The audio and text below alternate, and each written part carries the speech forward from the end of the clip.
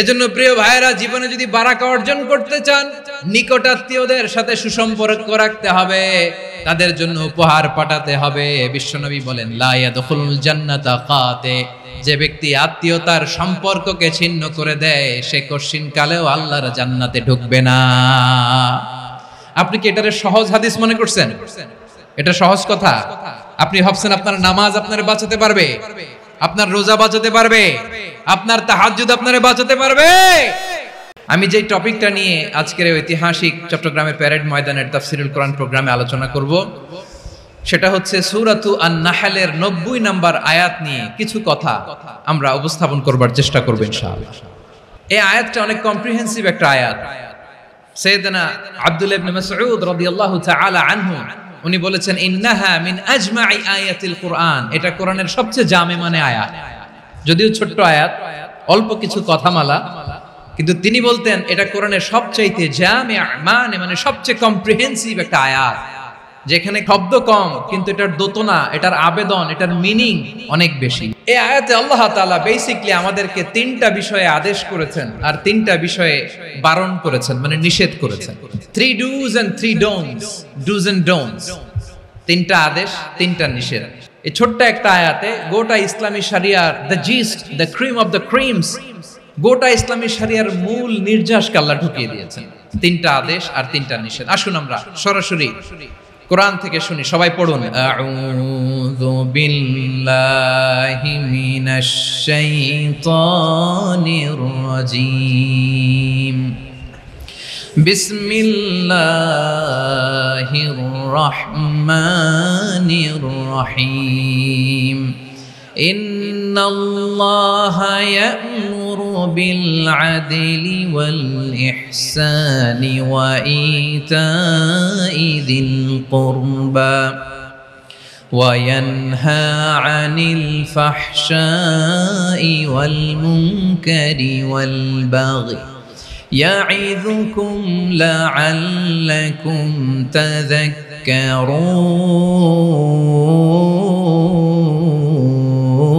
তাযাক্কারুন।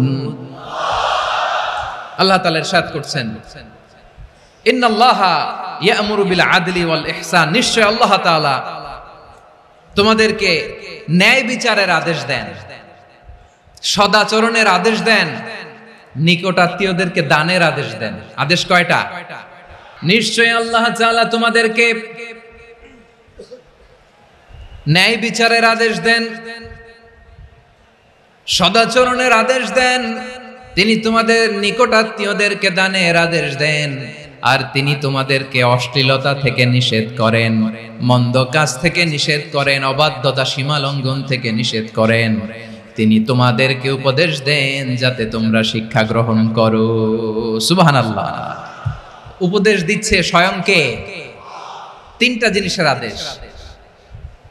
ইয়া'মুরু বিল আদল, সুবিচার, ন্যায় বিচারের আদেশ তিনি দেন। ইহসানের আদেশ দেন, যাতে আমরা ইহসান করি, একে অপরের প্রতি সুবিচার করি, মহানুভবতা দেখায়, অনুগ্রহ দেখায়, আর নিকট আত্মীয়দেরকে যেন আমরা দান করি। এই তিনটা আদেশ তিনি দিয়েছেন। আর কোন তিনটা জিনিস থেকে তিনি বারণ করেছেন? অশ্লীলতা, ফাহশা, মুনকার, মানে সব মন্দ আর অসৎ কাজ, এগুলো থেকে তিনি আমাদেরকে বারণ করেন। ওয়াল বাগি, অবাধ্যতা, সীমা লঙ্ঘন, এই তিনটা কাজ থেকে তিনি আমাদেরকে বারণ করেন। তিনি আমাদেরকে উপদেশ দেন, স্বয়ং আল্লাহ তাআলা আমাদেরকে উপদেশ দেন যাতে করে আমরা শিক্ষা গ্রহণ করি। সুবহানাল্লাহ। আল্লাহ তাআলা প্রথমে আমাদেরকে আদেশ দিয়েছেন আদালের। ইন্নাল্লাহা ইয়া'মুরু বিল আদল, আওয়াজ করে বলুন আল আদল। আমরা উর্দু জানি, হিন্দি জানি, অনেকে ইংরেজিও জানি, কিন্তু আরবি শব্দগুলো আমাদের মুখ দিয়ে বেরোতে চায় না। আওয়াজ করে বলুন আল আদল। মাশাআল্লাহ। ইন্নাল্লাহা ইয়া'মুরু বিল আদল, আল্লাহ তাআলা আমাদেরকে আদলের আদেশ দেন। আদল অনেকে না বুঝলেও আদালত শব্দটা বুঝবেন। আদালত, আদালত, আদালত বুঝেন না? যেখানে বিচার কার্যের ফয়সালা করা হয়, কোর্ট কাচারি, আদালত, এটা তো ভেরি কমন। এটা শুনছেন না সবাই? আদালত, যেখানে ন্যায় বিচার হবে, সুশাসন হবে। কিন্তু ভাগ্যের কি নির্মম পরিহাস, ওখান থেকে মিথ্যা সাক্ষী দিয়ে মনমতো রায় দিয়ে দেয়া হয়। এগুলোর পরিবর্তন হওয়ার দরকার আছে না নাই? প্রিয় ভাইয়েরা, আদালত, আল আদল, ইংরেজিতে বলে জাস্টিস, ন্যায় বিচার, সুবিচার, সুশাসন, জাস্টিস, আল আদাল, সব জায়গায় এই জাস্টিস থাকা দরকার। Justice should be prevailed in the society. The mission of all prophet was to uphold the justice. সব নবীর মিশন ছিল এই জাস্টিসকে, আদালকে, সুশাসন আর সুবিচারকে নিশ্চিত করা। পড়েন সুবহানাল্লাহ। And the core message of every divine scripture was to uphold justice. পৃথিবীর সব আসমানি কিতাবের মূল শিক্ষা ছিল এই জাস্টিসকে সমাজে এনশিওর করা, সুবিচার, সুশাসনকে এনশিওর করা। তাহলে প্রিয় ভাইরা, আমরা বুঝতে পারলাম আল আদল শব্দের মানে হচ্ছে ইনসাফ বা সুবিচার বা ন্যায় বিচার। এটা হচ্ছে একটা general meaning, very general meaning. আপনি যদি ইন ডেপথ বুঝতে চান, আরো ভেতরে যান, তাহলে আদল মানে হচ্ছে সমন্বয়, আদল মানে হচ্ছে ভারসাম্য, ব্যালেন্স। আদল মানে হচ্ছে মধ্যম পন্থা। সুবহানাল্লাহ পড়েন। কারণ সব সময় সমান সমান হইলেই সুবিচার হয় না। কথা কি বুঝতেছেন? ইসলামের দ্য কনসেপ্ট অফ আদল, এটা এমন আদল, এটা সব সময় সমান সমান নয়।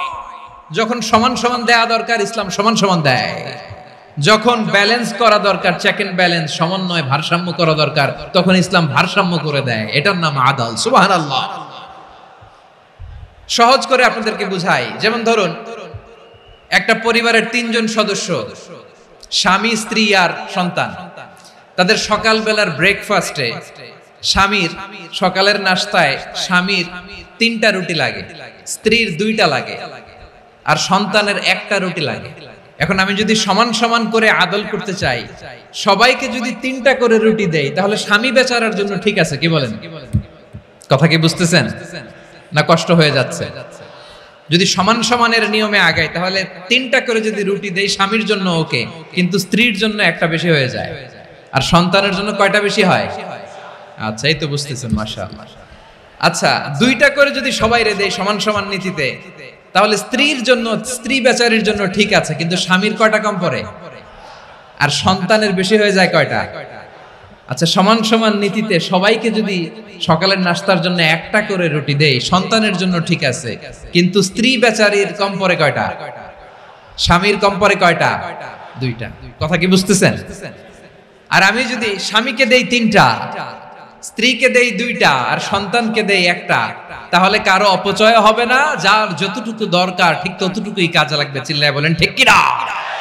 এটাই হচ্ছে ইসলামের আদল, যেখানে যার যতটুকু দরকার তাকে সেখানে ঠিক ততটুকু দিয়ে দেওয়ার নামই হচ্ছে আদল। চিল্লায় পড়েন আল্লাহু আকবার। রব্বুল আলামিন বলেন, ইউসিকুমুল্লাহু ফি আওলাদিকুম লিযযাকারি মিসলু হাযযিল উনসায়াইন। আল্লাহ তোমাদেরকে ওসিয়ত করেন, তোমাদেরকে আদেশ দেন, উত্তরাধিকার সম্পদ যখন বন্টন হবে, ছেলেরা যতটুকু পাবে, মেয়ে পাবে তার অর্ধেক। সুবহানাল্লাহ বলেন। দেখেন, ছেলে যতদূর, মেয়ে অর্ধেক, ছেলে ডবল পাবে। আপাত দৃষ্টিতে মনে হয় এখানে অবিচার হয়েছে, কিন্তু আসলে কি অবিচার হয়েছে?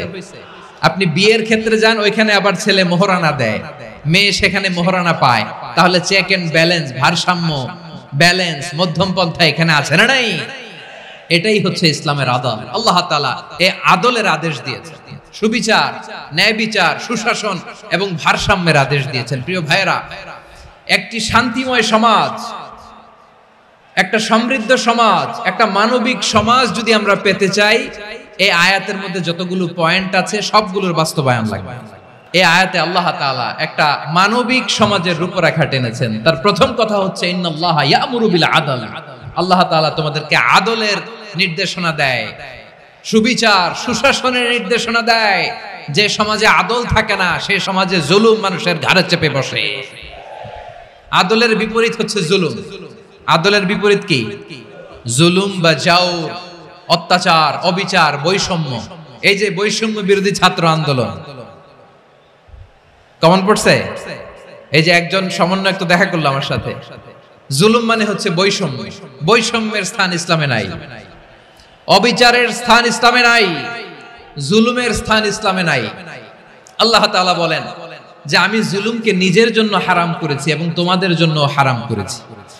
বিশ্বনবী ফরমান, আল্লাহ তাআলা বলেন হাদিসে কুদসিতে, ইয়া ইবাদি ইন্নী হারামতুয যুলমা আলা নাফসি ওয়া জাআলতুহু বাইনাকুম মুহাররামান ফালা তাযালামু। আমার গোলামেরা শোনো, নিশ্চয় আমি আল্লাহ তাআলা জুলুমকে আমি আমার উপরে হারাম করেছি, অনুরূপভাবে জুলুম করাকে তোমাদের উপরেও হারাম করেছি। ফলে ফালা তাযালামু, তোমরা একে অপরের সাথে জুলুম করো না। নির্দেশনাটা কার? খবরদার, জুলুমের সাথে আমাদের কোনো সম্পর্ক নাই। আল্লাহ তাআলা আদলের আদেশ দিয়েছেন, আদালতের আদেশ দিয়েছেন, সুশাসনের ন্যায় বিচারের আদেশ দিয়েছেন। ইন্নাল্লাহা ইয়ামুরু বিল আদল, আমাদেরকে আদল প্রতিষ্ঠা করতে হবে। জুলুমের সাথে ইসলামের কোনো সম্পর্ক নাই। আল্লাহ তাআলা জালিমদের জন্য কঠিন শাস্তি প্রস্তুত করে রেখেছেন। এক্সট্রা জুডিশিয়াল কিলিং এর কোনো হিসাব নাই। বিচার বহির্ভূত হত্যা, এনফোর্স ডিসঅ্যাপিয়ারেন্স, গুম, যেটা সবচাইতে বড় মানবতা বিরোধী অপরাধ। কত মানুষ যে গুম হয়েছে তার কোনো ইয়ত্তা নাই।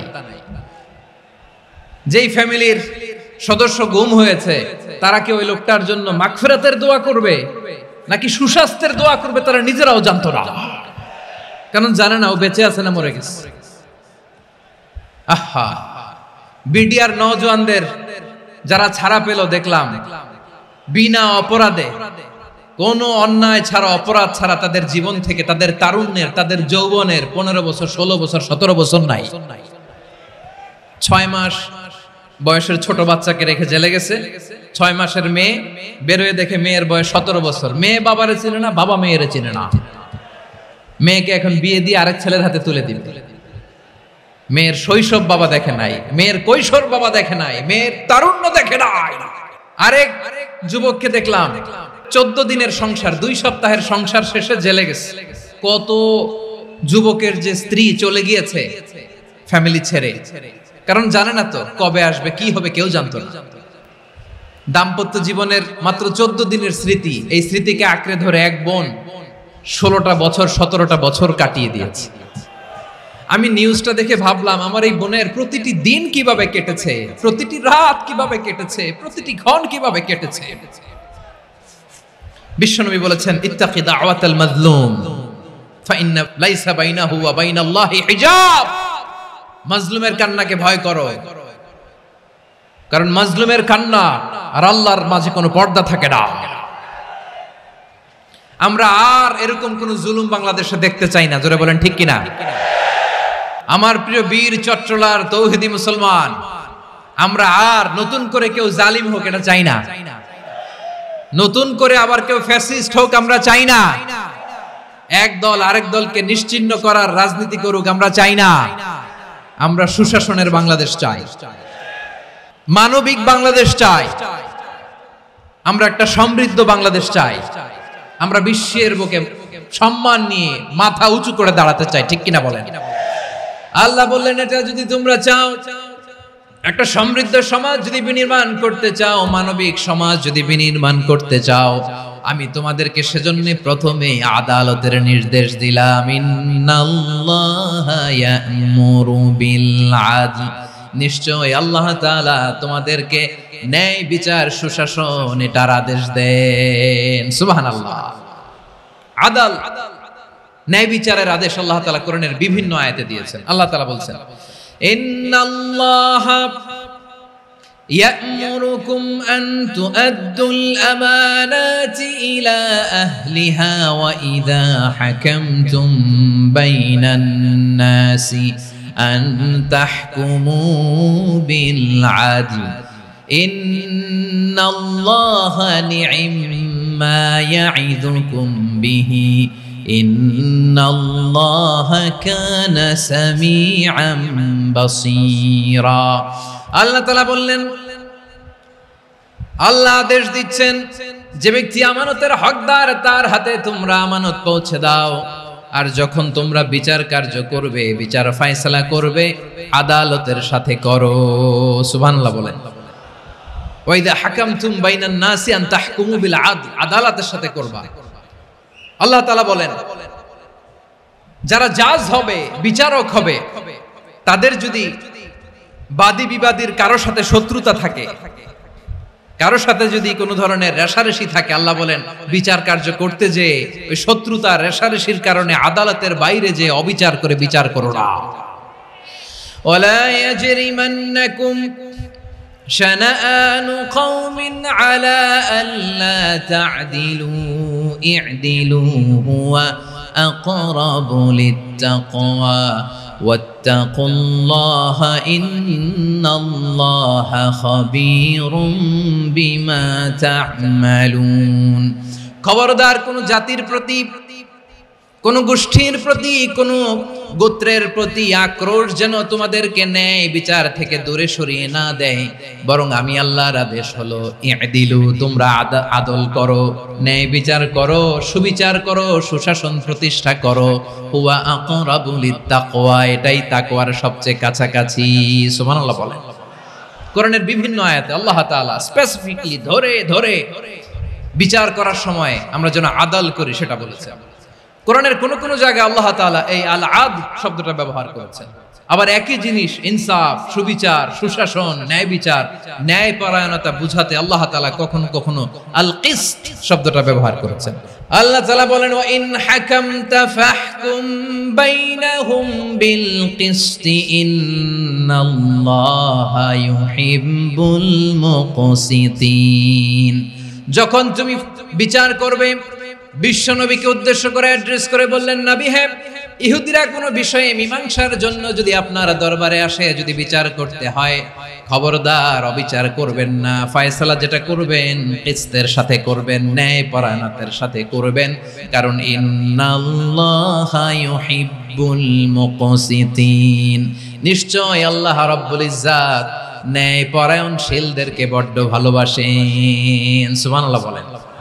ন্যায়পরায়ণ লোকদেরকে আল্লাহ তাআলা বড্ড ভালোবাসেন। অন্য আয়াতে আল্লাহ তাআলা বলছেন ওয়ানাদউল মাওয়াজিনাল কিসত লিয়াউমিল কিয়ামাতি ফালা তুযলামু নাফসুন শাইআ। আমি কিয়ামতের দিন ন্যায়পরায়ণতার মানদণ্ড স্থাপন করব, যেটাকে আমরা মিজানের পাল্লা বলি। আল্লাহ বলেন ন্যায় বিচারের মানদণ্ড কিয়ামতের ময়দানে আমি আল্লাহ স্থাপন করব। সেদিন কারো প্রতি বিন্দু পরিমাণ, এক চুল পরিমাণ অবিচার করা হবে না, কোনো অবিচার করা হবে না। সেদিন সুশাসন হবে, সুবিচার হবে, ন্যায় পরায়ণতার সাথে বিচার হবে। আওয়াজ করে পড়েন আল্লাহু আকবার। তাহলে প্রিয় ভাইরা, যে তিনটি বিষয়ে আল্লাহ তাআলা আমাদেরকে আদেশ দিয়েছেন, তার প্রথমটা হচ্ছে আদালত, ইনসাফ, সুবিচার, ন্যায় বিচার। এটা আমরা চাই কি চাই না? বিশ্বনবী ন্যায় বিচার, ন্যায় পরায়ণতা, সুশাসন প্রতিষ্ঠিত করেন কি করেন নাই? আপনারা বিশ্বনবীর সিরাত যারা পড়েছেন, আপনি দেখবেন বিশ্বনবীর সিরাতের পরতে পরতে, বাকে বাকে, সিরাতের বাকে বাকে এই আদালতের নমুনা মেলে। সুবহানাল্লাহ বলেন। ছোট্ট একটা নমুনা রাসূল সাল্লাল্লাহু আলাইহি ওয়াসাল্লামের আসিরা আল আতরা থেকে ছোট্ট একটা নমুনা আপনাদের খেদমতে এখানে উপস্থাপন করি। বিশ্বনবী সাল্লাল্লাহু আলাইহি ওয়াসাল্লাম মক্কা বিজয় করলেন ৮ম হিজরিতে। মক্কা বিজয় শেষের দিনই কয়েক সপ্তাহ মক্কাতে অবস্থান করলেন। ইন দ্য মিন টাইম মক্কার একটা ভেরি প্রেস্টিজিয়াস এন্ড ডিগনিফাইড ফ্যামিলির নারী চুরিতে ধরা পড়ল। কিসে ধরা পড়ল? আমাদের সমাজে আসেনি এটা? আছে? ছোট না বড়? হিসাব করে শেষ করা যায় না। ৩.৫ লাখ কোটি টাকা নাই উন্নয়ন প্রকল্পের নামে। ৩.৫ লাখ কোটি টাকা লিখতে পারবেন আপনি? একটানা লিখতে পারবেন? বুঝতেছেন কত বড় সংখ্যা? হ্যাঁ, বনু মাখজুমিয়া গোত্রের এক নারী মক্কায় চুরিতে ধরা পড়ল। বলেন তো চুরি করলে বিধান কি? কি কাটতে হবে? চুরির বিধান হলো হাত কেটে দাও। তাও সেটা গোপনে নয়, প্রকাশ্যে জনসম্মুখে হাত কেটে দাও। বনু মাখজুমিয়া গোত্রের নারী যখন চুরিতে ধরা পড়লো, সাহাবারা চিন্তায় পড়ে গেলেন। সবেমাত্র মক্কার লোকেরা কালিমা পড়ে মুসলমান হয়েছে, ইসলামের আইন কানুন তেমন জানে না, ইসলামী শরিয়ার সাথে বেশি পরিচিত নয়। এখন যদি বিশ্বনবী চুরির যেই বিধান এটা যদি কায়েম করে হাত যদি কেটে দেয়, না জানি মক্কার লোকেরা আবার বিগড়ে যায়, না জানি মক্কার লোকেরা আবার মুরতাদ হয়ে যায়, না জানি মক্কার লোকেরা ইসলাম থেকে দূরে সরে যায়। চলো চলো, সাহাবীরা মিলে পরামর্শ করলেন, চলো বিশ্বনবীর কাছে যে বলি, ও নবী, শুধু কেবলমাত্র একমাত্র এই নারীর জন্য চুরির হাত কাটার বিধানটা আপনি একটু থামিয়ে দেন। চুরির হাত কাটার যে বিধান এখানে একটু রহিত করে দেন, বাকিগুলা কইরেন মদিনাতে যে চলবে, কিন্তু মক্কায় এবারের জন্য মাফ করে দেন। কিন্তু কে বলবে? এই যে পরামর্শ, সাজেশন, এটা কে দিবে বিশ্বনবীর কাছে? সাহাবারা চিন্তায় পড়ে গেলেন। আল্লাহর নবীর সামনে দাঁড়িয়ে আল্লাহর দেয়া হুদুদ, আল্লাহর দেয়া বিধান থামিয়ে দেওয়া, মাফ করে দেওয়া, এই কথা বিশ্বনবীর সামনে বলার সাহস তো কেউ রাখে না। কেউ কেউ বলল, বিশ্বনবীর পালক পুত্র যায়েদ বিন হারেসার সন্তান উসামারে বিশ্বনবী নাতির মতো আদর করে, বড্ড বেশি ভালোবাসে উসামারে। এজন্য সাহাবারা উসামাকে বলতো হিব্বু রাসূলিল্লাহ, বিশ্বনবীর ভালোবাসা। কি বলতো? সাহাবীরা বললেন, বিশ্বনবীর ভালোবাসা হিব্বু রাসূলিল্লাহ, উসামারে পাঠাও। উসামারে বিশ্বনবী নাতির মতো স্নেহ করে, মায়া করে, ভালোবাসে। আমরা পারবো না, উসামা পারবে। সবাই মিলে ফুলিয়ে ফুসিয়ে ওসামাকে, ছোট্ট ওসামাকে রাজি করালো। ওসামা, এমন এমন কথা যে তুমি বিশ্বনবীর কাছে বলতে হবে, পারবা নাকি? ওসামা বলে, পারবো।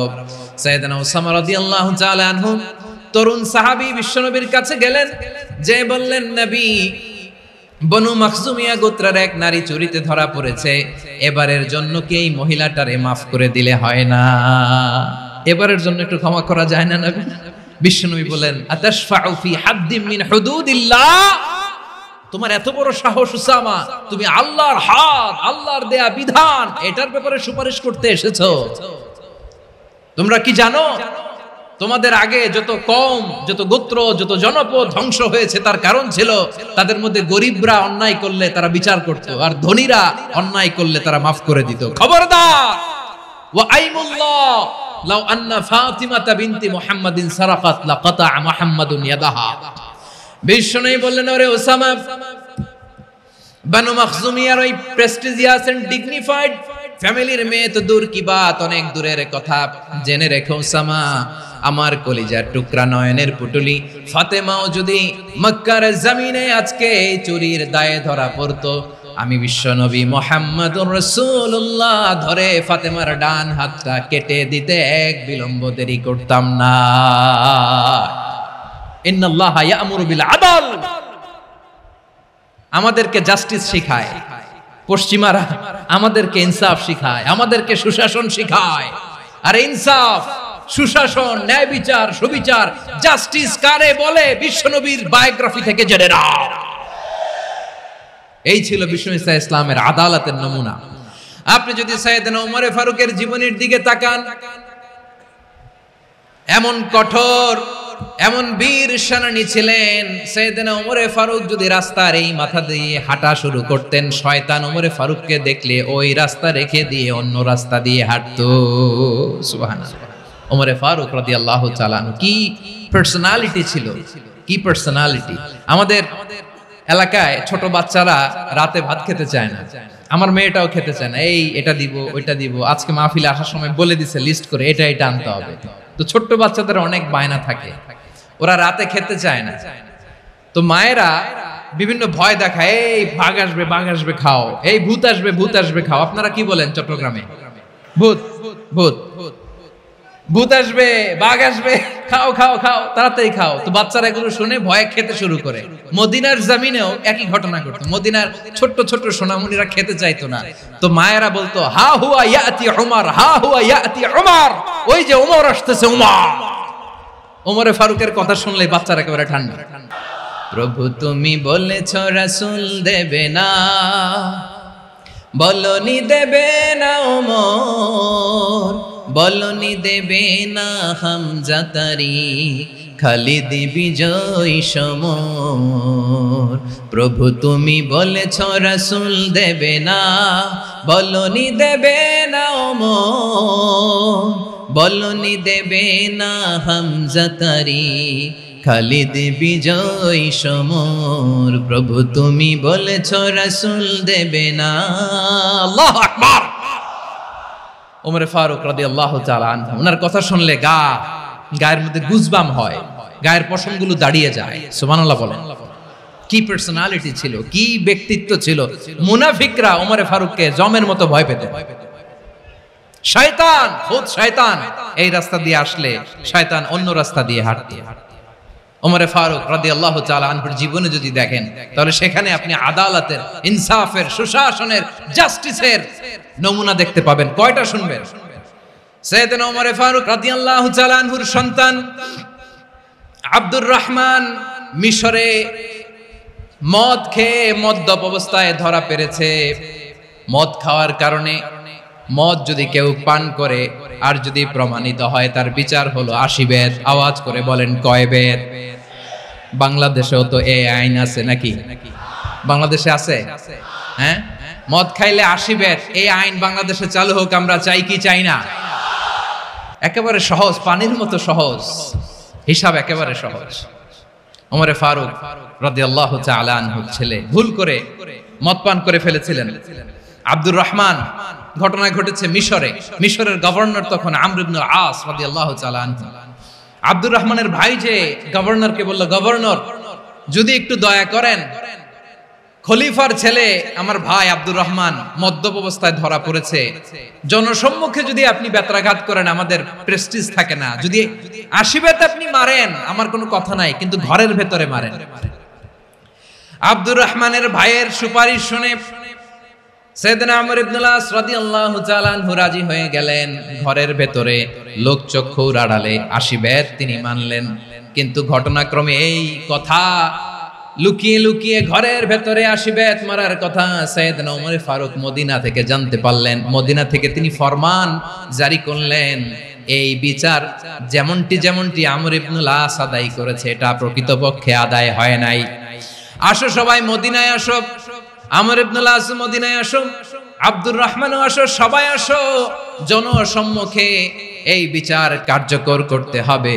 সাইয়েদনা ওমর ফারুক মসজিদে নববীর পিলারের মধ্যে নিজের ছেলেকে বাঁধলেন, আবার জনসম্মুখে 80টা বেত তার গায়ের মধ্যে মারলেন। মাজমুয়ে ফাতাওয়া ইবনে তাইমিয়া রাহিমাহুল্লাহ উনি এটা নকল করেছেন। এটা সবচেয়ে বিশুদ্ধ মত, আর অনেক মত আছে। মারা গেছে কবরের উপর, ওগুলো বাদে দিলাম। কেমন খলিফা ছিলেন, কেমন খলিফা! পশ্চিমারা তোমরা জাস্টিস আমাদেরকে শেখাও, ইনসাফ কারে বলে, সুশাসন আমাদেরকে তোমরা শেখাও।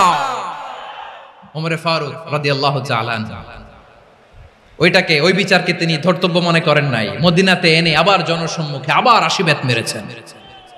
মিশরে ওমর ফারুক রাদিয়াল্লাহু তাআলা আনহু আমর ইবনে আসকে গভর্নর করে পাঠালেন। সেখানে আমর ইবনে আসের ছেলে একটা প্রতিযোগিতায় রানার আপ হয়েছে। এক মিশরি সেখানে চ্যাম্পিয়ন হয়েছে। রানার আপ বুঝতে পেরেছেন তো? সেকেন্ড হয়েছে, এক মিশরি হয়েছে চ্যাম্পিয়ন প্রথম।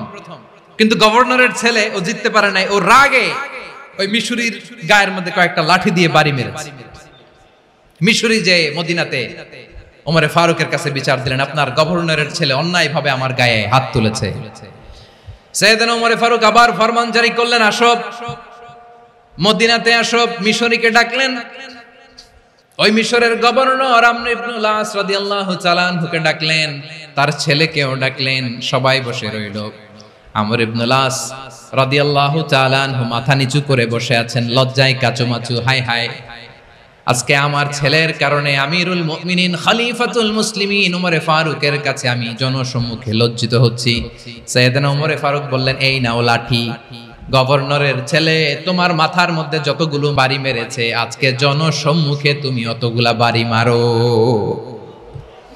মিশরি বলে, থাক, আপনি যে ডেকে আনছেন সবার সামনে এটা বলছেন, এতেই আমি খুশি। আল্লাহু আকবার। আপনার মহানুভবতা দেখে আমি খুশি, আর অপমানের দরকার নাই। ওমরে ফারুক বলে, না, খবরদার, এই কথা মিশরি তুমি বলো না, মারো, যতগুলা বাড়ি মেরেছে মারো। বাধ্য হয়ে মিশরি আমর ইবনে আসের সামনে ওনার কলিজার টুকরা সন্তানের মাথার মধ্যে বাড়ি মারতে আরম্ভ করলেন। ঠিক যতগুলা বাড়ি গভর্নরের ছেলে আমর ইবনে আসের ছেলে মিশরির গায়ে মেরেছিল, মাথায় মেরেছিল, মিশরি গুনে গুনে ততটা মারলেন। এই দৃশ্য দেখে ওমরে ফারুক রেগে মেগে আগুন, রাগের চোটে রাগ সামলাতে না পেরে, আর নিজেকে সামলাতে না পেরে মিশরীরে বললেন, ছেলেরে মারা শেষ হয়ে গেলে এবার বাবার টাক মাথার মধ্যে কয়েকটা বাড়ি মার, রাগের চোটে, আউট অফ অ্যাঙ্গার, রাগের চোটে, যে আমার পাঠানো গভর্নর আমর ইবনুল আস তার ছেলেকে কেন আদব তারবিয়া কেন শিক্ষা দিতে পারে না। ছেলেরে মারা হইলে এবার আমর ইবনুল আসের মাথার মধ্যে দুইটা মারো, এটা রাগে বলেছে, এটা শাস্তি হিসেবে না। সুবহানাল্লাহ পড়ে। তোমরা আমাদেরকে সুশাসন শিখা। বিশ্বনবী বলেন আদল এটা যেন বিষয় না, এটা দিয়েই মানবিক সমাজ গড়তে হবে। আল্লাহ তাআলা কিয়ামতের কঠিন ময়দানে যেদিন স্বামী স্ত্রীকে চিনবে না, স্ত্রী স্বামীকে দেখে পালিয়ে যাবে, বন্ধু বন্ধুরে চিনবে না, পীর সাহেব মুরিদরে চিনবে না, মুরিদ পীর সাহেবরে চিনবে না, দলের কর্মী তার নেতারে চিনবে না, নেতা তার কর্মীরে চিনবে না, বন্ধু বন্ধুরে দেখে পালাবে। এই কঠিন মুহূর্তে সূর্যটা মাথার কাছে চলে আসবে, জমিনটা তামার জমিন হবে, আজকের জমিনের মতো নয়। মানুষ ঘর্মাক্ত, ক্লান্ত, শ্রান্ত মাথার মগজগুলো কানের ছিদ্র আর নাকের ছিদ্র দিয়ে বেয়ে বেয়ে পড়বে। বিশ্বনবী ফরমান কিয়ামতের ওই কঠিন ময়দানে 7 শ্রেণীর ব্যক্তিকে রব্বুল আলামিন তার আরশের নিচে ছায়া দিবেন। তার মধ্যে প্রথম শ্রেণীর ব্যক্তি হলো ইমামুন আদিল, যে ইনসাফের সাথে বিচার করে, যে জাস্টিস সমাজে সার্ভ করে, যে সুশাসন নিশ্চিত করে, ওই ইমামুন আদিল। আদিল শব্দটা বুঝছেন না? ইন্নাল্লাহা ইয়া'মুরু বিল আদল, পাইছেন? আদিল।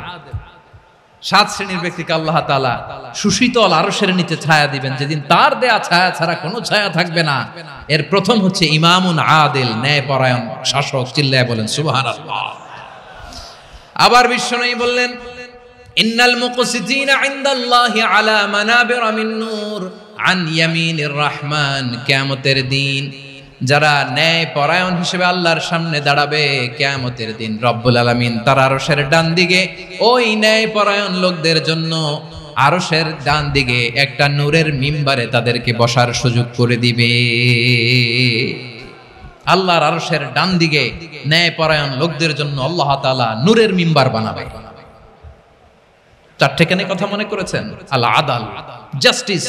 ইন্নাল্লাহা ইয়া'মুরু বিল আদল। আল্লাহ তাআলা এই আদালতের নির্দেশনা দেন, সুবিচার, সুশাসন।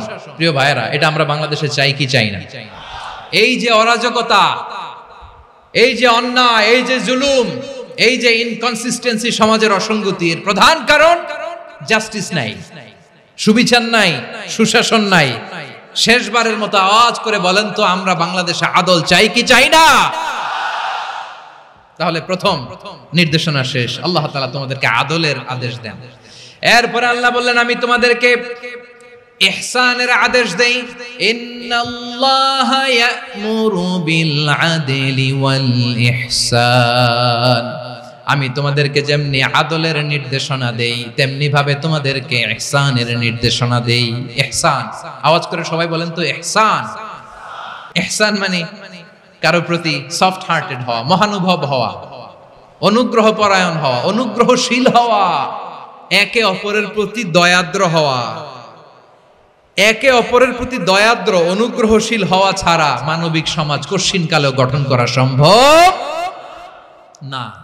প্রিয় ভাইয়েরা, সুন্দর আচরণ দিয়ে, ইহসান দিয়ে যা জয় করা যায়, নরম আচরণ দিয়ে যেটা অর্জন করা যায়, কঠোরতা দিয়ে সেটা পারা যায় না। বিষ্ণু ঈসা ইসলাম ইহসান দিয়ে, কোমল আচরণ দিয়ে, তার অনুগ্রহ দিয়ে তিনি অনেক কাফিরের হৃদয়কে জয় করে ফেলেছেন। সাইয়েদনা সুমামা ইবনে উসাল রাদিয়াল্লাহু তাআলা আনহুর কথা মনে পড়ে যায়। তিনি ছিলেন ইয়ামামার বাদশা। মদিনাতে বিশ্বনবীকে হত্যা করার নিয়তে এসেছিলেন। গোপনে গোপনে বিশ্বনবীকে হত্যা করে আবার ইয়ামামাতে তিনি ফিরে যাবেন। কিন্তু কি অবাক করা কাণ্ড, হত্যা করতে পারে নাই, সাহাবাদের হাতে তিনি ধরা পড়ে গেলেন। সাইয়েদনা সুমামা ইবনে উসাল রাদিয়াল্লাহু তাআলা আনহু হত্যার নিয়তে আসলেন, কিন্তু হত্যা করতে পারলেন না। সাহাবারা ওনাকে ধরে ফেললেন, ধরে মসজিদে নববীর পিলারের মধ্যে বেঁধে রাখলেন। সুমামা ইবনে উসাল, সিরাত থেকে শুনে, সিরাত থেকে শোনাচ্ছি, রাদিয়াল্লাহু তাআলা আনহু ইয়ামামার অধিপতি ছিলেন। বিশ্বনবীকে হত্যার জন্য আসছেন, ধরা পড়ে গেছেন, এখন মসজিদে নববীতে বেঁধে রাখছেন। তার মানে বন্দী। তো এখন স্ট্যাটাস কি? বন্দী, ক্যাপটিভ। তো বিষ্ণু ইসলাম সাহাবাদেরকে বললেন তার খোঁজ খবর নিও, সুমামা ইবনে উসালের খোঁজ খবর নিও। সাহাবারা বলেন ইয়া রাসূলুল্লাহ, আপনাকে হত্যা করতে এসেছে, তার তো কঠিন ক্যাপিটাল পানিশমেন্ট হওয়া দরকার, কঠিন শাস্তি হওয়া দরকার। বিষ্ণু বললেন না, আমি যেটা জানি তোমরা সেটা জানো না, তোমরা সুমামার সাথে ভালো আচরণ করো। বিশ্বনবী সুমামার কাছে গেলেন। প্রথম দিন যে তিনি কালেমার দাওয়াত দিলেন, ইমানের দাওয়াত দিলেন, ইসলামের দাওয়াত দিলেন, রিসালাতের দাওয়াত দিলেন, আখিরাতের দাওয়াত দিলেন। পরের দিন যে বিশ্বনবী সালাতের দাওয়াত দিলেন, যাকাতের দাওয়াত দিলেন, ইসলাম কি, কিভাবে, কেমন করে পালন করতে হয় চমৎকার আর্টিকুলেট করতে শুরু করলেন। তন্ময় হয়ে সুমামা ইবনে উসাল রাদিয়াল্লাহু তাআলা আনহু বিশ্বনবীর কথাগুলো শুনতে আরম্ভ করলো। একদিন নয়, 2 দিন নয়, টানা 3 দিন বিশ্বনবী সুমামার কাছে ইসলামকে প্রেজেন্ট করেছেন, উপস্থাপন করেছেন। আওয়াজ করে বলেন কয় দিন? 3 দিন। 3 দিন মসজিদে নববীতে বাধা। আর সাহাবীদেরকে বললেন তার খোঁজ খবর নিও, তোমরা যে রুটি বানাও এর মধ্যে সবচেয়ে ভালো আটার রুটিটা তারে দিও, সবচেয়ে রিফাইন্ড খেজুর যেটা পিওর খেজুর এটা তারে দিও। আর বিশ্বনবী নিজের উট থেকে দুধ দহন করে ওনার বাড়ির এক কর্মচারীকে বলেছেন দুধ দহন করে সুমামার জন্য নিয়ে যেও। সুবহানাল্লাহ পড়বেন না? সবাই তো অবাক, ইয়ামামা থেকে আসছে নবীকে হত্যা করতে, বিশ্বনবী দেখে তারে জামাই আদর করে। একদিন নয়, 2 দিন নয়, টানা 3 দিন বিশ্বনবী এভাবে সুমামার কাছে যেয়ে ইসলামকে প্রেজেন্ট করতে আরম্ভ করলেন, ইসলামকে উপস্থাপন করতে শুরু করলেন। আর তাকে চমৎকার এন্টারটেইনমেন্ট আপ্যায়ন দিতে আরম্ভ করলেন। টানা 3 দিন যখন ইসলামের দ্য বিউটিজ অফ ইসলাম, ইসলামের সুমহান বাণী সৌন্দর্য তার কাছে উপস্থাপন শেষ, তাকে আপ্যায়ন শেষ, বিশ্বনবী বললেন সাহাবাদেরকে যাও এবার সুমামার হাতের পায়ের রশি দুটো খুলে দাও। সাহাবারা তর্ক জুড়ে দিলেন, লা ইয়া রাসূলুল্লাহ, এমনটা করবেন না, তো ভয়ঙ্কর ভয়ঙ্কর খুনি, কি জানি কি হয়ে যায়। বিশ্বনবী বললেন না, তার হাতে পায়ের রশিগুলো খুলে দাও। সাহাবারা বিশ্বনবীর কথা মতো তার হাতে পায়ের রশিগুলো খুলে দিল। সুমামা মুহূর্তের মধ্যে মসজিদে নববী থেকে বের হয়, ইয়ামামায় ফিরে না যে মসজিদে নববীর পাশে একটা খেজুর বাগান ছিল সেখানে চলে গেলেন। সেখানে একটা ছোট্ট কুয়া ছিল, কুয়ার পানি দিয়ে তিনি গোসল করলেন। সুবহানাল্লাহ পড়েন। কুয়ার পানি দিয়ে গোসল করে মসজিদে নববীর সামনে এসে বিশ্বনবী এবং সাহাবাদের সামনে দাঁড়িয়ে সাব্বাবা উঁচু করে বললেন, আশহাদু আল্লা ইলাহা ইল্লাল্লাহ ওয়া আশহাদু আন্না মুহাম্মাদান আবদুহু ওয়া রাসূলুহু। আমি সাক্ষ্য দিচ্ছি আল্লাহ ছাড়া কোনো ইলাহ নাই, আর মুহাম্মদ আল্লাহ তাআলার প্রেরিত বান্দা এবং রাসূল। প্রিয় ভাইয়েরা, ইহসান দিয়ে যা জয় করা যায়, কঠোরতা দিয়ে সেটা কঠিনকালেও জয় করা যায় না। আওয়াজ করে বলেন ঠিক কি না? এবার সুমামা দাঁড়িয়ে বলে, ওগো নবী, আমি তো কালিমা পড়ে মুসলমান হয়ে গেলাম, এবার শোনেন, এই মুহূর্তের আগে আপনার চেহারার চাইতে নিকৃষ্ট কোনো চেহারা আমার কাছে ছিল না, কিন্তু শাহাদা পাঠ করার পরে আপনার চেহারার চাইতে উত্তম শ্রেষ্ঠ কোনো চেহারা আমার কাছে আর নাই। ও নবী, আজকের দিনের আগে ইসলাম ধর্মের চেয়ে নিকৃষ্ট অপছন্দনীয় কোনো ধর্ম আমার কাছে ছিল না, কিন্তু এই মুহূর্ত থেকে ইসলামের চেয়ে সেরা শ্রেষ্ঠ পছন্দনীয় কোনো ধর্ম আমার কাছে নাই। নবী গো, আজকের দিনের আগে মদিনার চাইতে অপছন্দনীয় নিকৃষ্ট কোনো শহর আমার কাছে ছিল না, কিন্তু এই মুহূর্তের পর থেকে মদিনার চাইতে কোনো শ্রেষ্ঠ শহর আমার জানা নাই। সে ছিল গমের বড় ডিলার, গম বেচত। কি বেচত? তার গম কিনে মক্কার লোকেরা রুটি খাইতো। সে ঘোষণা দিল, আজকে থেকে মক্কাবাসীদের জন্য সব গম আমি হারাম করে দিলাম, মক্কাবাসী এখন না খেয়ে মরে। সুবহানাল্লাহ পড়বেন না? মক্কাবাসী বিশ্বনবীর কাছে আসলেন, এসে বললেন, মুহাম্মদ, আমরা তো তোমার ভাই, তোমার চাচা, তোমার ভাতিজা, তোমার আত্মীয়, তুমি সুমামারে বলো সে যেন আবার গমের সাপ্লাই মক্কার জন্য অনুমতি দিয়ে দেয়। বিশ্বনবীর অনুমতি ক্রমে সুমামা আবার মক্কাতে গম পাঠাতে শুরু করলো। পড়েন সুবহানাল্লাহ। ইহসান, ইহসান দিয়ে আপনি যেটা জয় করতে পারবেন, you can win the heart of your enemies. ইহসান দিয়ে আপনি আপনার শত্রুর হৃদয়কে জয় করতে পারবেন। এজন্য আল্লাহ বললেন, ওয়া আনফিকু ফি সাবিলিল্লাহি ওয়া লা তুলকু বিআইদিকুম ইলাত তাহলুকা ওয়া আহসিনু ইন্নাল্লাহা ইউহিব্বুল মুহসিনিন। তোমরা আল্লাহর রাস্তায় দান করবে আর নিজেরা নিজেদেরকে ধ্বংসের হাতে ঠেলে দিও না, তোমরা একে অপরের প্রতি ইহসান করবে, কারণ ইহসানকারীদেরকে আল্লাহ বড় ভালোবাসেন। সুবহানাল্লাহ পড়েন।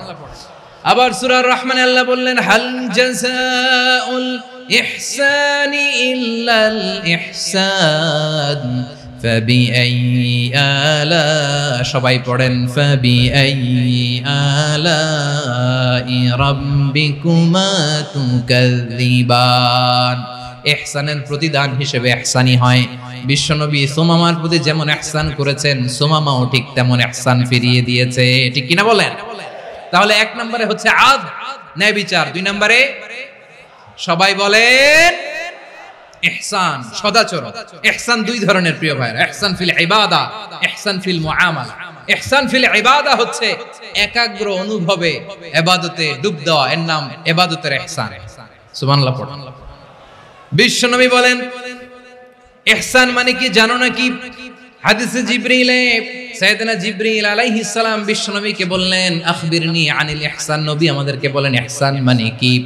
বিশ্বনবী বললেন, আনতা আবুদাল্লাহা কাআন্নাকা তারাহু ফাইন লাম তাকুন তারাহু ফাইন্নাহু ইয়ারাক। ইহসান মানে হলো এমন ভাবে তুমি আল্লাহর সামনে নিজেকে উজাড় করে ইবাদত করবে, তুমি ভাববে তুমি আল্লাহকে দেখতে পাচ্ছ।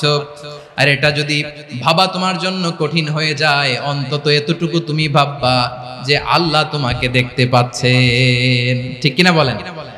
ও আমার বীর চট্টলার ভাইয়েরা, কেউ যেটা দেখে না সেটা দেখে কে? এই বিশ্বাস হৃদয়ের মধ্যে আছে? নামাজে যখন দাঁড়ান এই ফিলিংসটা আনা যাবে? এসা পর্যন্ত যে আমরা হায়াত পাবো কোনো গ্যারান্টি আছে? সবাই আওয়াজ করে বলেন, গ্যারান্টি আছে? গ্যারান্টি নাই। এজন্য বিষ্ণু ইসলাম বলেছে এমন ভাবে নামাজে দাঁড়াও, ইবাদত করো, মনে করো হতে পারে এটাই আমার জীবনের শেষ নামাজ। পারফর্ম দ্য সালাহ as if this is your last and final prayer. এমন ভাবে সালাতে দাঁড়াও, ভাবো হতে পারে এটাই তোমার জীবনের শেষ নামাজ। এমন ভাবে নামাজে দাঁড়াও, ভাবো এটাই শেষ নামাজ। তাহলে নামাজে একাগ্রতা বাড়ায় দিবে কে? ফলে ইবাদতের ইহসান আমাদের অর্জিত হবে। আর মুআমালাতে ইহসান হলো, বিশ্বনবী বলেন, ইন্নাল্লাহা তাবারাকা ওয়া তাআলা কাতাবাল ইহসানা আলা কুল্লি শাই, ফাইযা কাতালতুম ফাআহসিনুল কিতলা ওয়া ইযা যাবাহতুম ফাআহসিনুয যাবহা ওয়ালিউহিদ্দা আহাদুকুম শাফরাতাহু ওয়ালিউরিহ যাবিহাতাহু। ইহসান দুই ধরনের, আওয়াজ করে বলতে হবে কয় ধরনের? একটা হচ্ছে ইহসান ফিল ইবাদা, ইবাদতে ইহসান। ইবাদতে ইহসান কি? একাগ্র অনুভব দিয়ে ইবাদত করা, মন প্রাণ দিয়ে ইবাদত করা। আর মুআমালাতে ইহসান কি? সব কাজে, দৈনন্দিন কাজে, কর্মে, সামাজিক অ্যাক্টিভিটিতে কোমলতা প্রদর্শন করা, অনুগ্রহের সাথে সবকিছু করা। আল্লাহ তাআলা ইন্নাল্লাহা তাবারাকা ওয়া তাআলা কাতাবাল ইহসানা আলা কুল্লি শাই, তিনি সবকিছুর ব্যাপারে ইহসানকে আবশ্যক করেছেন। সবকিছু, মুমিনের সব কাজে ইহসানের পরশ থাকবে। ওয়া ইযা কাতালতুম ফাহসিনুল কিতলা, বিষ্ণুই বলেন তুমি যখন কাউকে হত্যা করো ইহসানের সাথে করো। সুবহানাল্লাহ পড়বেন না? যখন হত্যা করো তখনও ইহসানের সাথে। আচ্ছা, হত্যা করবো আবার ইহসান আসবে করতে, করে তো মেরেই ফেলবো আমি। আল্লাহ, ও ভাই একজন খুন করেছে, খুনি, রাষ্ট্রীয় আইনে তার শাস্তি হয়েছে ডেথ পেনাল্টি, মৃত্যুদণ্ড। এখন মৃত্যুদণ্ড দেখে আপনি যেমনি মন চায় তেমনি মারবেন লোকটারে? ওর নাক কেটে ফেলতে পারবেন?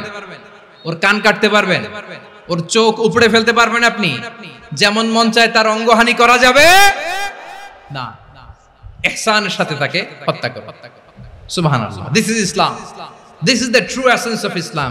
ওয়া ইযা যাবাহতুম ফাহসিনু যাবহা, যখন জবাই করবে তখনও ইহসানের সাথে জবাই করো। করব জবাই, ওইখানেও নাকি ইহসান। আচ্ছা, কুরবানির দিন আমরা পশুগুলোরে কি করি বলেন? সবাই আওয়াজ করে জবাই। জবাই মানে তো এটার মেরেই ফেলতেছি, একটু পরে তো টুকরো টুকরো করে গোশতগুলো খাবো, এটা তো খাবো, এটা তো মেরেই ফেলবে। বিষ্ণু বলে না, জবাইয়ের মধ্যেও মুমিনের জবের ভেতরেও ইহসানের পরশ থাকা চাই। যখন জবাই করবে প্রাণীটাকে হাত পা টাইট করে বেঁধে নাও, ছুরিটাকে শার্পেন করে নাও, ধারালো করে নাও, যাতে অল্প সময়ে জবাইটা হয়ে যায়, প্রাণীটা যাতে কম কষ্ট পায়। সুবহানাল্লাহ পড়ে। দিস ইজ কল্ড ইহসান। আল্লাহ তাআলা যেমনি আদলের আদেশ করেছেন, ন্যায় বিচার, জাস্টিস এনশিওর করতে বলেছেন, সমাজে ইহসানের ব্যবহার, ইহসানের অনুশীলন তিনি করতে বলেছেন। এজন্য মুমিনের প্রতিটি কাজে, আমার চট্টগ্রামের ভাইয়েরা আমার দিকে তাকান, খেয়াল করে শুনুন, মুমিন জীবনের প্রতিটি কাজে ইহসানের পরশ থাকা চাই। আমরা যেন আমাদের পরিবারের প্রতি ইহসান করি, আমরা যেন আমাদের কর্মচারীদের প্রতি ইহসান করি, আমরা যেন আমাদের কলিগদের প্রতি ইহসান করি, আমরা যেন আমাদের ভাইদের প্রতি ইহসান করি। মুমিন জীবনের প্রতি কাজে ইহসানের পরশ থাকার দরকার আছে না নাই? কথা বুঝতে পেরেছেন? তাহলে আল্লাহ তাআলার তিনটা আদেশ ছিল, কয়টা গেল? প্রথমে কি ছিল? আদল। 2 নম্বরে, 3 নম্বরে রব্বুল আলামিন বললেন ওয়া ইতাইদিল কুরবা, নিকটাত্মীয়দেরকে দান করো, নিকটাত্মীয়দেরকে দাও, যারা তোমাদের ব্লাড কানেকশনের আত্মীয় তাদেরকে তোমরা দাও।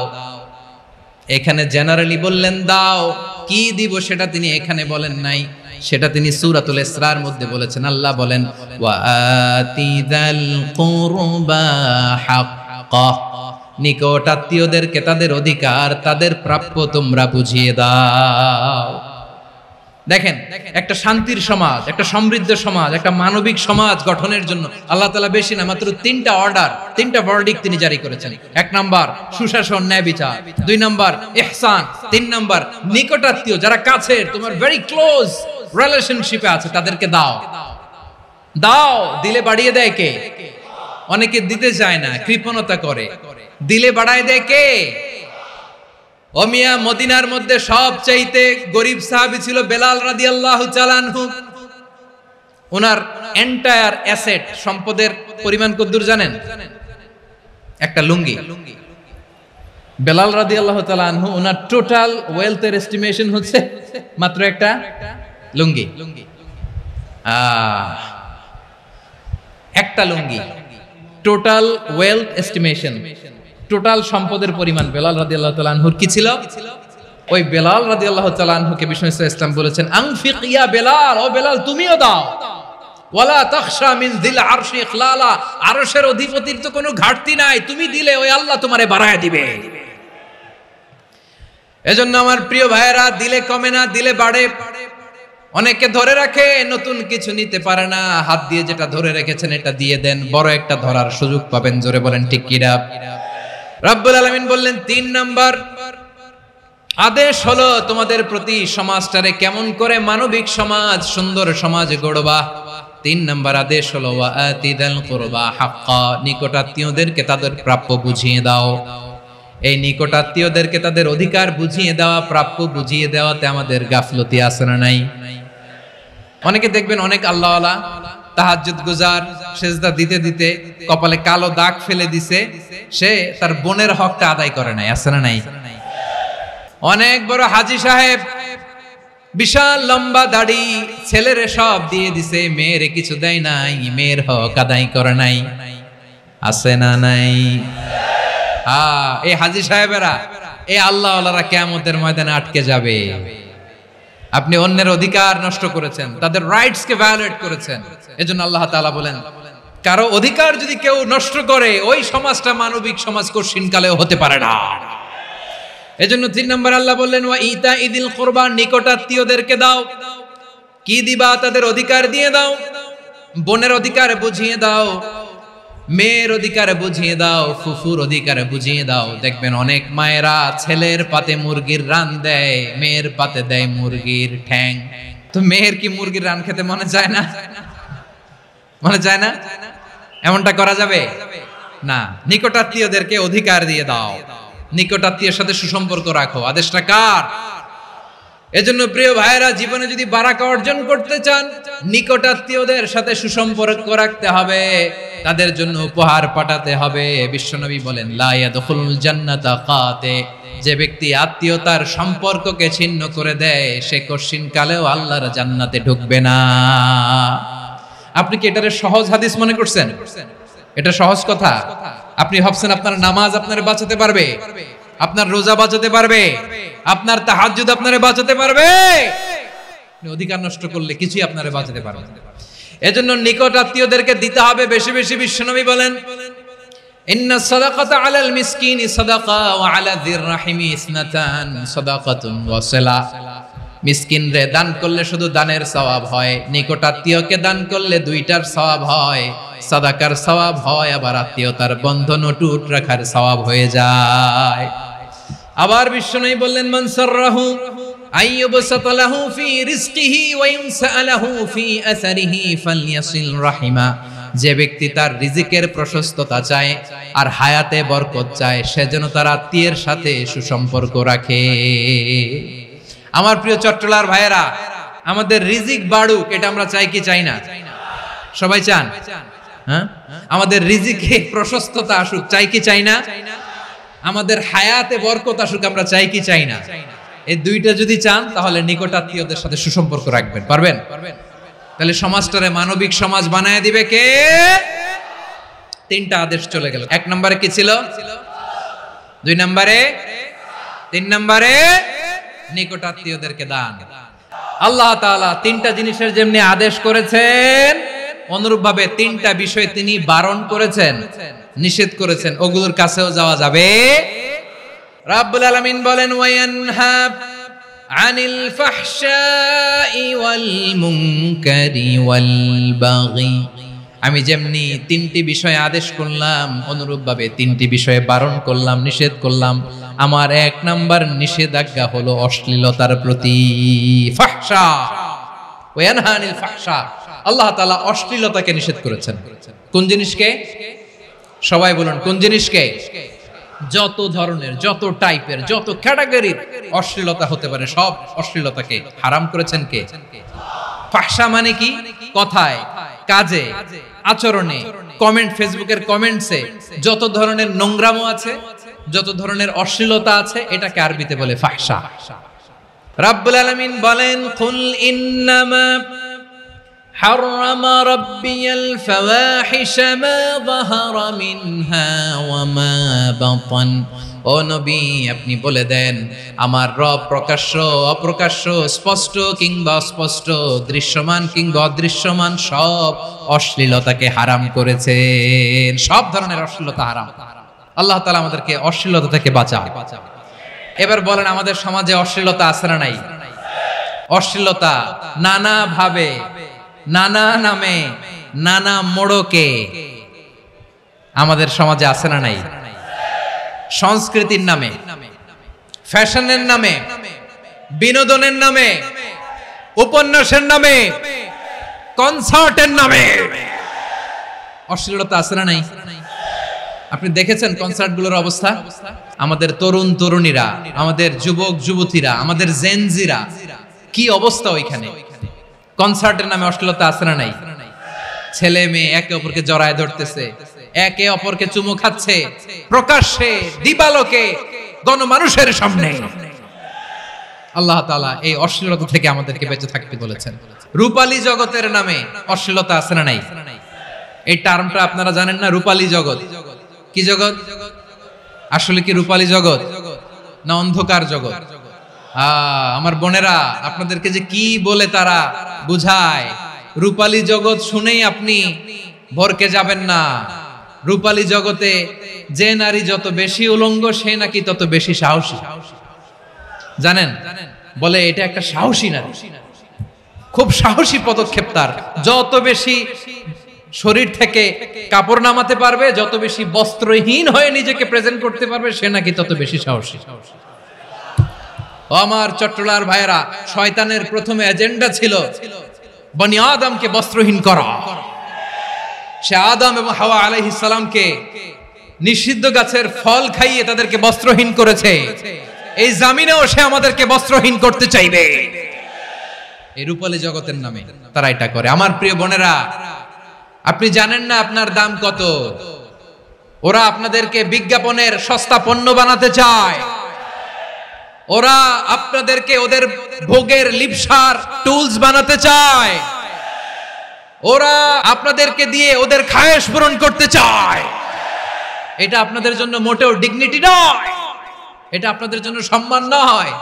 আপনার সম্মান শালীনতায়, আপনার সম্মান হেজাবে, আপনার সম্মান ভদ্রতায়, আপনার সম্মান আপনার ডিসেন্ট পোশাকে। পোশাক বলে দেয় এই নারীটা ভদ্র না অভদ্র। পোশাক বলে দেয় এই মেয়েটা কোন ঘরের মেয়ে। আপনি জানেন না, আপনারা সস্তা পণ্য বানায়, ভোগের পণ্য, বিলবোর্ডে আপনাকে উলঙ্গ করে উপস্থাপন করে। এই অশ্লীলতার সাথে ইসলামের কোনো সম্পর্ক। এজন্য আল্লাহ বলেন আমি অশ্লীলতাকে হারাম করেছি। অশ্লীলতাকে হারাম করার প্রথম কারণ হলো এর মাধ্যমে মানবতাকে অপমানিত করা হয়। কারণ মানুষের সম্মান মানুষের পোশাকে। মানুষ যখন পোশাকহীন হয়ে যায়, বস্ত্রহীন হয়ে যায়, তার সম্মান কমে যায়, ঠিক কিনা? অশ্লীলতাকে হারাম করার প্রথম কারণ হচ্ছে মানুষ মানুষকে অপমান করে। একটা নারী, সে তো সম্মানিত, নারী যে কত সম্মানিত নারীর এটা বুঝেই নাই। বিশ্বনবী বলেন আদ দুনিয়া কুল্লুহা মাতা ওয়া খায়রু মাতা'আদ দুনিয়া আল মারআতুস সালিহা। আমার বোনেরা, 5টা প্যান্ডেলে আপনারা এলইডিতে আমার আলোচনা শুনছেন, আমি জানি। আপনাদের এই গর্ভ যে কত দামি আপনি জানেন না। আপনার পেট থেকেই আসবে আগামী দিনের সালাহুদ্দিন আল আইয়ুবী। আপনার পেট থেকেই আসবে অনাগত দিনের ইমাম মাহদী আল মুনতাজার। আপনার পেট থেকেই আসবে অনাগত দিনের ফয়সাল, ওয়াসিম, মুগ্ধ, আবু সাইদের মতো বীর যোদ্ধা। আমার প্রিয় বোনেরা, আমার প্রিয় বোনেরা, বিশ্বনবীর কথার ওজন খেয়াল করেন। আর দুনিয়া কুল্লুহা মাতা ওয়া খায়রু মাতা'আদ দুনিয়া আল মারআতুস সালিহা। দুনিয়ার সবকিছুই অ্যাসেট, এর মধ্যে সবচেয়ে দামি অ্যাসেট নেককার নারী। আপনার গর্ভ যে কত দামি আপনি জানেন না। নিজের সময়টাকে কাজে লাগান, কোরআন পড়েন, সুন্নাহ পড়েন। আপনার অনেক দায়িত্ব ঘরে। You are the MD of your family. একটা family it's a very big institution. পরিবার একটা অনেক বড় প্রতিষ্ঠান। And you are the MD of your institution. আপনি এই পরিবারের MD, managing director of your family. এখানে আপনার কত দায়িত্ব। আপনি ছেলে মেয়েদেরকে তারবিয়া করবেন। আপনি আপনার স্বামীর জন্য ঘরটারে জান্নাতের নীর বানাবেন। আপনার জন্য জান্নাতের ডুপ্লেক্স বাড়ি ওইখানে তৈরি করে রাখবে কে? আপনি যে কত দামি আপনি জানেন না। নারীদেরকে আল্লাহ বানিয়েছেন উচ্চতর করে, নিম্নতর নয়। নারীদেরকে ছোট্ট জিনিস দিলে এটারে বড় করে দেয়। নারীদেরকে ভ্রূণ দিলে, শুক্রাণু দিলে নারী এটারে বাচ্চা হিসেবে উপহার দেয়, ঠিক কিনা? বিয়ের মাধ্যমে স্বামী যখন তার শুক্রাণু তার স্ত্রীকে উপহার দেয়, স্ত্রী রিটার্নে কি উপহার দেয়? ফুল ফর্ম বেবি, মানব সন্তান। দেখছেন, আপনি দিলেন একটু, উনি দিছে বিশাল। আপনি যদি নারীকে বাজার এনে দেন, নারী এটাকে সুস্বাদু খাবারে রূপান্তর করে দেয়। আপনি তাকে একটা মুচকি হাসি দিয়ে দেন, সে তার কলিজা দিয়ে দেয়। কিন্তু যদি আপনি তার মনে কষ্ট দেন, সে আপনার জীবনকে জাহান্নাম বানায়া দেয়। নারীর মন বুঝতে পারলে নেয়ামত, বুঝতে না পারলে কিয়ামত। আমার প্রিয় বোনেরা, আপনি যে কত দামি আপনি জানেন না। অনেক দামি আপনি। আপনাদেরকে যেন ভোগের সস্তা পণ্য বানাতে না পারে, আপনাদেরকে সচেতন থাকতে হবে। তাহলে কেন আল্লাহ তাআলা এই ফাহশা অশ্লীলতাকে হারাম করলেন? 1 নাম্বার, এতে হিউম্যান ডিগনিটি কমে। 2 নাম্বার, এতে মানুষের অধিকার নষ্ট হয়। আপনি বিয়ে করেছেন, এরে পরকিয়া করেন, ওর সাথে এরকম আছে না নাই? স্ত্রীর অধিকার নষ্ট করেছেন। আপনি বিবাহ সম্পর্কে আবদ্ধ হয়েছেন তার সাথে, আপনি পরকিয়া করেন ওই ছেলের সাথে, আপনি আপনার হাজবেন্ডের সাথে বিট্রে করেছেন। এজন্য আল্লাহ অশ্লীলতাকে হারাম করেছেন। অশ্লীলতাকে হারাম করার আরেকটা কারণ হচ্ছে আল্লাহ তাআলা এই হিউম্যান জেনারেশনকে এটাকে প্রিজার্ভ করতে চায়। হিফজুন নাসল, এটা মাকাসিদুশ শরিয়ার অনেক গুরুত্বপূর্ণ একটা মাকাসিদ, অনেক গুরুত্বপূর্ণ। আপনার নাসল, আপনার জেনারেশনকে সংরক্ষণ করা। এই যে আসতেছে ফেব্রুয়ারি, কত ফেব্রুয়ারি জানো? এটা কি বিশ্ব ভালোবাসা দিবস? হ্যাঁ, কি দিবস? এই বিশ্ব ভালোবাসা দিবসের সাথে মুসলমানদের কোনো সম্পর্ক নাই। আমার প্রিয় ভাইরা, এই যে আপনি অবৈধ সম্পর্কে জড়ালেন, কেন আল্লাহ অশ্লীলতাকে হারাম করেছে দেখেন। বলতেছিলাম যে এটা আপনার নাসল, আপনার জেনারেশন, আপনার লিনিয়েজ, আপনার বংশকে প্রিজার্ভ করা। কে কার বাবা, কে কার মা, বাবা মা জানা, প্রজন্মকে প্রিজার্ভ করা, এটা ইসলাম ওয়াজিব করে দিয়েছে। এই যে অবৈধ সম্পর্কের কারণে, বিশ্ব বেহায়া দিবসের কারণে, এগুলোর আউটকাম, আউটপুট হিসেবে মাঝে মাঝে এই ঢাকা মেডিকেলের ডাস্টবিনে নবজাতকের বাচ্চার কান্নার আওয়াজ শুনতে পাওয়া যায়। চট্টগ্রাম মেডিকেলের ডাস্টবিনে নবজাতকের কান্না শুনতে পাওয়া যায়। বীর চট্টলার মুসলমানেরা বুঝতে পারলে আওয়াজ করে বলেন, এই যে চট্টগ্রাম মেডিকেলে যে নবজাতকটা পাওয়া গেল, ওর বাবাকে আমাকে বলেন, ওর মাকে, ও কোন ফ্যামিলির সন্তান কেউ জানে? আপনি হিউম্যান ডিগনিটিকে অপমান করেছেন না? আপনি তার ভবিষ্যৎকে অন্ধকার করেছেন না? আপনি তার লিনিয়েজকে প্রশ্নবিদ্ধ করে দিয়েছেন না? এই জন্য আল্লাহ তাআলা অশ্লীলতাকে আমাদের জন্য হারাম করে দিয়েছেন। পড়েন সুবহানাল্লাহ।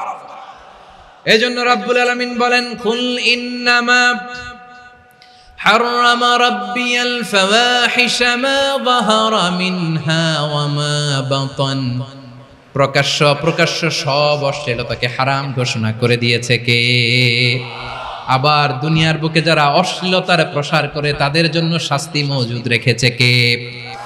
রাব্বুল আলামিন বলেন ইন্নাল্লাযীনা ইউহিব্বুনা আন তাশিআল ফাহিশাতু ফিল্লাযীনা আমানু লাহুম আযাবুন আলীমুন ফিদ দুনিয়া ওয়াল আখিরাতি ওয়াল্লাহু ইয়ালামু ওয়া আনতুম লা তা'লামুন। নিশ্চয়ই যারা বিশ্বাসীদের মাঝে অশ্লীলতার প্রচার প্রসার করতে চায় তাদের জন্য আমি মর্মন্তুদ শাস্তি প্রস্তুত করে রেখেছি, দুনিয়াতেও রেখেছি, আখিরাতেও রেখেছি। ঘোষণাটা কার? যারা এই নাটকের নামে, সিনেমার নামে, রূপালী জগতের নামে, মুভির নামে, ওটিটি প্ল্যাটফর্মের নামে আমার সমাজে অশ্লীলতা ছড়াতে চায় তাদের জন্য কঠিন মর্মন্তুদ শাস্তি মজুদ রেখে দিয়েছে কে? ও আমার বোনেরা, এখনো আপনি জাগবেন না? এখনো আপনার চিন্তার দুয়ারে এখনো নাড়া পড়ে নাই? ওরা আপনাকে উলঙ্গ বানাতে চায়, ওরা আপনাকে আইটেম গার্ল বানাতে চায়। এজন্য ইসলাম অশ্লীলতাকে হারাম করেছে। হারাম। ইসলাম বলেছে যোজন যোজন দূরে থাকো, ওরা বলে না কাছে আসো, কাছে আসার গল্প, ক্লোজ আপ ওয়ান, কাছে আসার গল্প আছে না নাই? তাহলে অশ্লীলতার সাথে আমাদের কোনো সম্পর্ক? সবাই বলতে পারেননি, আওয়াজ করে বলুন, অশ্লীলতার সাথে আমাদের কোনো সম্পর্ক? আমরা এই সমস্ত ক্লোজ আপ ওয়ান, কাছে আসার গল্পের প্রোগ্রামে যাব? আমরা কোন ধরনের অশ্লীল কন্টেন্ট সোশ্যাল মিডিয়ায়, টিভিতে দেখব? রাব্বুল আলামিন বলেন ওয়ায়ানহা আনিল ফাহশাই ওয়াল মুনকারি ওয়াল বাগি। তিনটা জিনিসকে আমি নিষিদ্ধ করলাম। এক নাম্বার হলো ফাহশা, অশ্লীলতা। দুই নম্বরে হলো মুনকার, সমস্ত মন্দ কাজ। মুনকার মানে হচ্ছে যত মন্দ কাজ, খারাপ কাজ, বাজে কাজ, এটার বলে মুনকার। এটার কি বলে? আপনারা পড়ছেন না তা'মুরুনা বিল মা'রুফি ওয়া তানহাউনা আনিল মুনকার। সৎ কাজের আদেশ, অসৎ কাজের নিষেধ। মুনকার, মুনকার হচ্ছে মানুষের স্বাভাবিক বিবেকবোধ যেটাকে খারাপ বলে, ওইটাই মুনকার। পৃথিবীর সব আসমানি গ্রন্থ যেটাকে খারাপ বলেছে, মানুষের স্বাভাবিক বিবেকবোধ যেটাকে খারাপ বলেছে, এগুলো সব মুনকার। যেমন ইফতিজিং, এটা কি ভালো না খারাপ? মজুদদারি, খাদ্যে ভেজাল দেওয়া, ওজনে কম দেওয়া, মাছে ফরমালিন মিশানো, চাঁদাবাজি, টেন্ডারবাজি, দখলবাজি, এগুলো আমাদের স্বাভাবিক বিবেকেই বলে এগুলো খারাপ, এগুলো হচ্ছে মুনকার। আল্লাহ তাআলা এই মুনকার থেকে আমাদেরকে বেঁচে থাকতে বলেন, আর শয়তান এই মুনকারের প্রতি আমাদেরকে উদ্বুদ্ধ করে। আল্লাহ তাআলা বললেন ইয়া আইয়ুহাল্লাযীনা আমানু লা তাত্তাবিউ খুতুওয়াতিশ শাইতান ওয়া মান ইয়াত্তাবি' খুতুওয়াতিশ শাইতানি ফাইন্নাহু ইয়া'মুরু বিল ফাহশাই ওয়াল মুনকার। আল্লাহ বললেন, আমার গোলামেরা শোনো শোনো, ও আমার বিশ্বাসী বান্দারা খবরদার, তোমরা কশিনকালেও শয়তানের পদাঙ্ক অনুসরণ করবে না, কারণ শয়তান তোমাদেরকে অশ্লীলতা এবং মন্দ কাজের দিকে উদ্বুদ্ধ করে। আমাদের কাজ হচ্ছে শয়তান আমাদেরকে যেদিকে নিতে চায় আমরা তার উল্টা দিকে যাব। শয়তান এই মন্দ কাজকে আমাদের কাছে বিউটিফাই করে, চাকচিক্যময় করে আমাদের সামনে উপস্থাপন করে। এজন্য আল্লাহ বলেন মুনকারকে থামাতে হবে, মুনকার প্রতিরোধ করতে হবে। মুনকার প্রতিরোধের দায়িত্ব শুধু আমাদের নাকি? শুধু আপনার খতিব সাহেবের, ইমাম সাহেবের, নাকি মুসলিম উম্মার সবার? আওয়াজ করে বলুন, মুনকার, অসৎ কাজ প্রতিরোধের দায়িত্ব কার? রাব্বুল আলামিন বলেন কুনতুম খায়রা উম্মাতিন উখরিজাত লিন-নাসি তা'মুরুনা বিল মা'রুফি ওয়া তানহাউনা আনিল মুনকার। তোমাদেরকে শ্রেষ্ঠ জাতি করে জমিনের মধ্যে আবির্ভূত করা হয়েছে, যাতে করে তোমরা জমিনের ভেতরে সৎ কাজের আদেশ করতে পারো আর অসৎ কাজের নিষেধ করতে পারো। উম্মাহ, কুনতুম খায়রা, তাহলে গোটা উম্মার দায়িত্ব, এটা বুঝতে পারছেন তো? আচ্ছা, আরো নিচে আসেন। এরপরে আল্লাহ বললেন শুধু উম্মাহ না, এই জমিনের রাজত্ব আমি যাদের হাতে দেই, এই জমিনের মালিক আমি যাদেরকে বানিয়ে দেই, যাদেরকে আমি সরকারের দায়িত্ব দেই, তাদেরকেও মুনকার প্রতিরোধের দায়িত্ব দিয়েছে কে? আল্লাহ বলেন যারা ক্ষমতার মসনদে বসেছে তাদেরকে 4 দফা কর্মসূচি আমি আল্লাহ দিলাম। আওয়াজ করে বলেন কয় দফা? আল্লাহ বলেন আল্লাযীনা ইম্মাক্কান্নাহুম ফিল আরদি আকামুস সালাতা ওয়া আতাউয যাকাতা ওয়া আমারু বিল মা'রুফি ওয়া নাহাউ আনিল মুনকার ওয়ালিল্লাহি আকিবাতুল উমুর। যারা এই জমিনের উত্তরাধিকার হয়েছে তারা 4 দফা কর্মসূচি নিয়ে সামনে আগাবা। সালাত কায়েম করবা, যাকাত আদায় করবা, সৎ কাজের আদেশ দিবা, অসৎ কাজ থেকে মুনকার প্রতিরোধ করবা। আদেশটা কার? আমার প্রিয় চট্টলার ভাইরা, পুরো উম্মার দায়িত্ব মুনকার প্রতিরোধ করা, সরকার প্রধানের দায়িত্ব মুনকার প্রতিরোধ করা। এরপর আল্লাহ বলেন প্রতিটা ফ্যামিলির যিনি প্রধান সিইও বাবা, প্রত্যেক বাবারও দায়িত্ব এই মুনকার প্রতিরোধ করা। আওয়াজ করে বলেন ঠিক কি না? যেমনটি সাইয়েদনা লোকমান আলাইহিস সালাম ওনার কলিজার টুকরা সন্তানকে আদেশ করেছেন, ইয়া বুনাইয়া আকিমিস সালাতা ওয়া'মুর বিল মা'রুফি ওয়ানহা আনিল মুনকার। পড়েন সুবহানাল্লাহ। বাবা ছেলেকে সবক দিচ্ছে, লোকমান আলাইহিস সালাম ছেলেকে বলতেছে, ওরে আমার কলিজার টুকরা সন্তান, ওরে আমার বাছা, নামাজ কায়েম করবা, সৎ কাজের আদেশ দিবা, আর মুনকার প্রতিরোধ করবা, অসৎ কাজ সমাজ থেকে খারাপ কাজকে ঝেঁটে বিদায় করে দিবা। তাহলে দেখেন আমি স্টেপ বাই স্টেপ নামলাম। পুরা উম্মার দায়িত্ব, জমিনের উত্তরাধিকারী আল্লাহ যাদেরকে বানিয়েছেন সরকার, তাদের দায়িত্ব, প্রতিটি ফ্যামিলির প্রধানের দায়িত্ব। এরপরে বিশ্বনবী বলেন সচেতন প্রতিটি মুসলিমের দায়িত্ব সমাজ থেকে মুনকারকে উৎখাত করা। বিশ্বনবী বলেছেন মান রাআ মিনকুম মুনকারান ফালিয়ুগাইয়িরহু বিয়াদিহি ফাইন লাম ইয়াস্তাতি ফাবিলিসানিহি ওয়া ইন লাম ইয়াস্তাতি ফাবিকলবিহি ওয়া যালিকা আযআফুল ঈমান। সমাজে যে মুনকার দেখবে, খারাপ কাজ দেখবে, সেজন্য হাত দিয়ে সেটাকে থামায়। আমার প্রিয় ভাইরা, না থামালে আমরাই ডুববো শেষমেশ। আমাদের বাঁচার জন্য হলেও থামাইতে হবে। রব্বুল আলামিন বলেন ওয়াত্তাকু ফিতনাতাল লা তুসিবান্নাল্লাযীনা যালামু মিনকুম খাসসা। ও আমার গোলামেরা, ওই আযাবকে ভয় করো যে আযাব যখন আমি জমিনের বুকে পাঠাই শুধু জালেমদেরকেই মারি না, আলেমদেরকেও মারি। আযাব যখন আসে তখন শুধু জালিমই মরে না, আলেমও মরে। জানেন মুসা আলাইহিস সালামের পায়ে একবার একটা লাল পিঁপড়া, তো উনি রেগে মেগে পাশি দেখে লাল পিঁপড়ার বাসা, পা দিয়ে ডলে মুছে সবগুলো পিঁপড়া মেরে ফেলছে। এই ঘটনাটা আল্লাহ ঘটিয়েছেন এজন্য মুসা আলাইহিস সালাম ছিলেন কালিমুল্লাহ, সরাসরি আল্লাহর সাথে কথা বলতেন। তিনি আল্লাহকে জিজ্ঞেস করেছিলেন, আল্লাহ তুমি যখন কোনো জনপদে আযাব পাঠাও, শাস্তি দাও, ওখানকার শুধু জালেমরাই তো মরে না, ভালো মানুষগুলাও মরে, তো আযাব দিবা মুশরিকদের উপর দিবা, অবাধ্যদের উপর দিবা, ভালো মানুষগুলোরে মারো কেন? আল্লাহ বললেন মুসা তোমার যে কামড় দিছিল পায়ের মধ্যে পিঁপড়া, কয়টা পিঁপড়া? একটা পিঁপড়া, তো সবগুলারে মারলা কেন? রেগে মেগে পুরো পিঁপড়ার বাসা ভেঙে মেসাকার করলা কেন? আমি যখন অ্যাকশনে যাই, আমি যখন শাস্তি দেই, তখন এত বাস বিচার করা হয় না, বাস বিচার করা যায় না। যখন অ্যাকশনে যাওয়া হয় ওইটা ডাইরেক্ট অ্যাকশন হয়ে যায়। চিল্লায় বলো ঠিক কি না? এজন্য আমাদের বাঁচার জন্য হলেও এই পাপ থামাতে হবে, এই শয়তানের অট্টহাসি থামাতে হবে, অন্যায় অপরাধ সমাজ থেকে আমাদের থামাতে হবে। কারণ আযাব আসলে ওরাও মরবে, আমরাও মরব। একটা জাহাজ 2 তলা, আপনি আছেন 2য় তলায়, নিচের তলার কিছু লোক জাহাজের তলা ছিদ্র করতে আরম্ভ করছে। কি ছিদ্র করতেছে? আচ্ছা জাহাজের তলা ছিদ্র করলে তলা দিয়ে কি ঢুকে? এখন আপনি যদি বলেন আমার কি, আমি তো 2 তলায়, আমি তো ভালো আছি, ওরা ছিদ্র করে ওরা মরবে। আসলে কি শুধু ওরা মরবে?